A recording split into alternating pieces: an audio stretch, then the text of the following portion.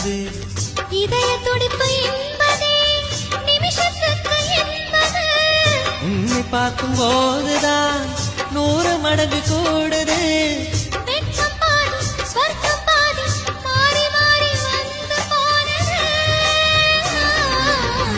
திரும்ப திரும்ப பார்த்து பார்த்து திரும்ப திரும்ப பேசி பேசி திரும்ப திரும்ப காதல் சொல்லும் கனவு காதலா.